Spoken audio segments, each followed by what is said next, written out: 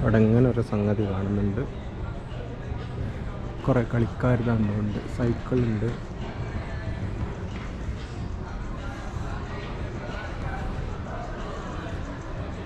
Snow remove ചെയ്യുന്നതും hockey പ്ലെയേഴ്സിൻ്റെ കാണും. ഒരു അബദ്ധം പറ്റാൻ പറഞ്ഞാൽ ചെക്കിങ്ങിൽ A60 എഴുതിയത്, ഫ്ലൈറ്റ് എടുക്കുന്നത് 8:35. അപ്പോൾ തുർക്കിഷ് ഫ്ലൈറ്റ് അവിടെ ഇങ്ങനെ കിടക്കുന്നുണ്ട്, 8 മണിയായിട്ടും എടുത്തു പോകുന്നില്ല. അപ്പം വെറുതെ അവിടെ ഇങ്ങനെ ചോദിച്ചപ്പോൾ പറഞ്ഞ് A56 എന്തൊരു വൈരുദ്ധ്യം, പെടേണ്ടതായിരുന്നു. പക്ഷെ ഫ്ലൈറ്റ് ഡിലേയുമാണ്. A56 പോയപ്പോൾ ഇപ്പോഴാണ് ചെക്കിൻ തുടങ്ങുന്നത്.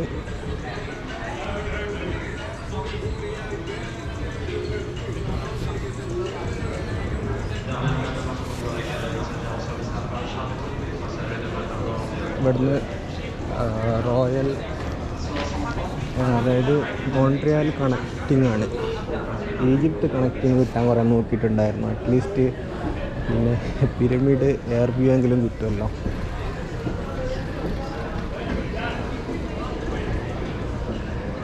അവിടെ ചെക്കിന് ആൾക്കാർ തുടങ്ങിയിട്ടുണ്ട്.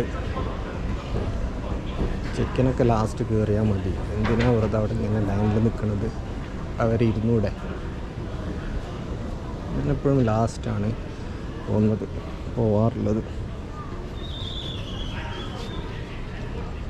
56 ചെറിയ ഫ്ലൈറ്റാണ്. അവിടെ നിന്ന് പിന്നെ ഖത്തർ എയർവേസ് ആണ് കണക്റ്റിംഗ് കിട്ടിയത്.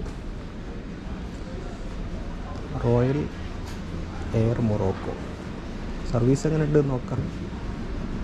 പോലീസ് അല്ലത്. സ്നോ ഒക്കെ ഉണ്ട്. പിന്നെ സ്നോ ടൈമിൽ ഇവിടെയൊക്കെ വിൻ്റർ ടയർ മാറ്റിയിടാറുണ്ട്. അതുപോലെ ടയർ മാറ്റിയിടുമോ? കാരണം സ്നോയിൽ ലാൻഡ് ചെയ്യേണ്ടതല്ലേ, അപ്പോൾ സ്കിഡാവാതെ ശ്രദ്ധിക്കണ്ടേ. ചിലപ്പോൾ സ്നോ മൊത്തം റിമൂവ് ചെയ്യായിരിക്കും.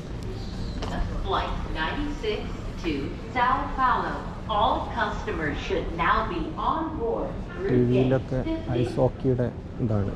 ഇവിടെ ചാർജിങ് പോർട്ട് ഉണ്ട്.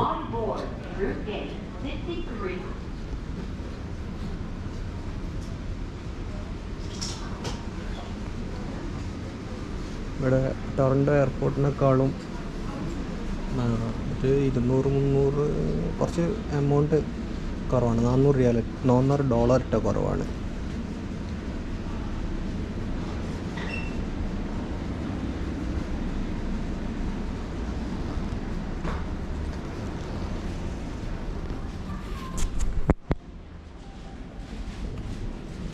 വെറുതെ ഒന്ന് കറങ്ങി വരാം അല്ലേ.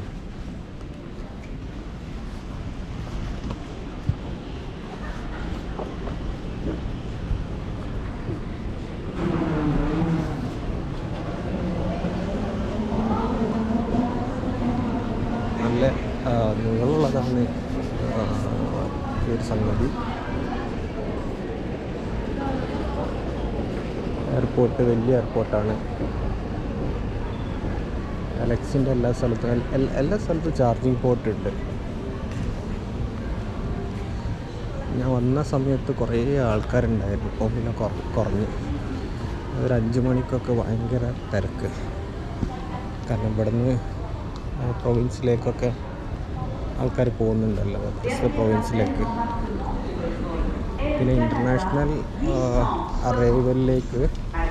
ഡിപ്പാർച്ചറിലേക്ക് പോകുമ്പോൾ നമ്മൾ ഇത് എന്താ പറയുക,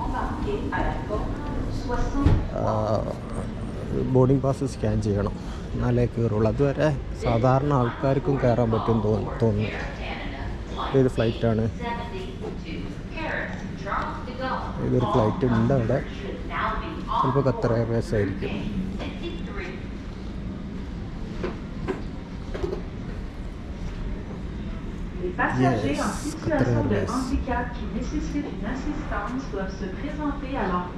ഫ്ലൈറ്റ് അവിടെ കണക്റ്റിങ് അവിടെ മൊറോക്കോയിൽ 6 hours ഉണ്ട്. എപ്പോൾ ഇങ്ങനെ ട്രാൻസിറ്റ് എടുത്താൽ 100 അറ്റ്ലീസ്റ്റ് കാണാൻ കഴിയുമല്ലോ, എയർ വ്യൂ ആയിട്ടെങ്കിലും. അവിടെ അങ്ങനെ ഒരു സർവീസ് ഉണ്ട്. കുറേ ഉണ്ട് കേട്ടോ. കുറേ എന്താ പറയുക,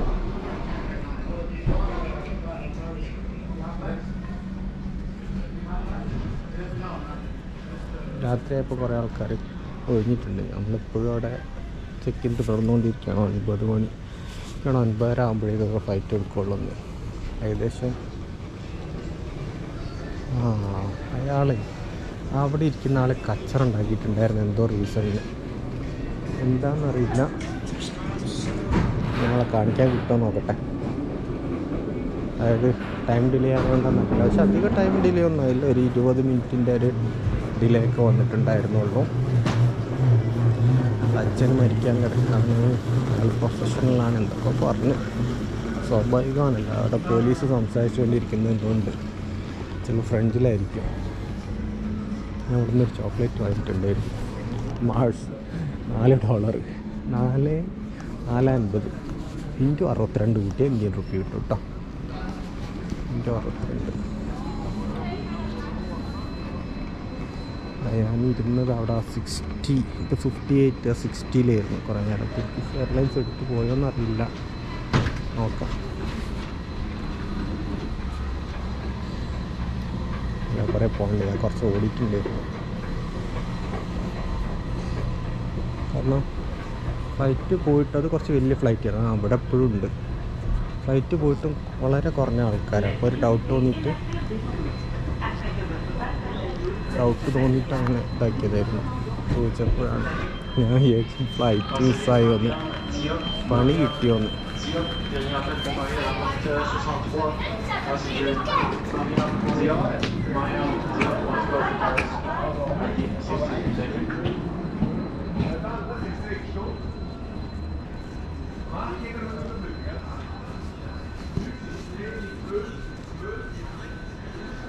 ഒരു ഫ്രണ്ടിന് ഖത്തർ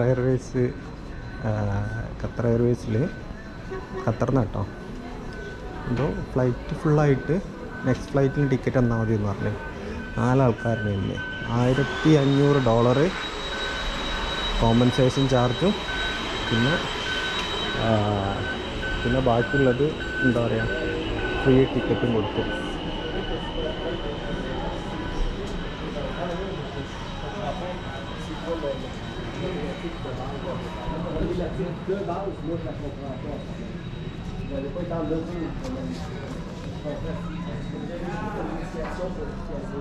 ഇത് airport പെട്രോളാണ്.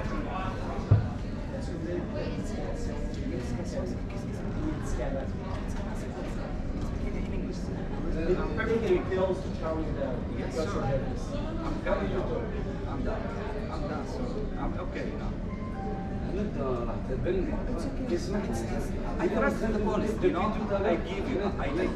Just listen to me. Just one thing. I respect. But I trust you. I feel unsafe. I feel unsafe. Why? Because they took my bag, sir. Who? I don't know. What's going on? Yes, sir.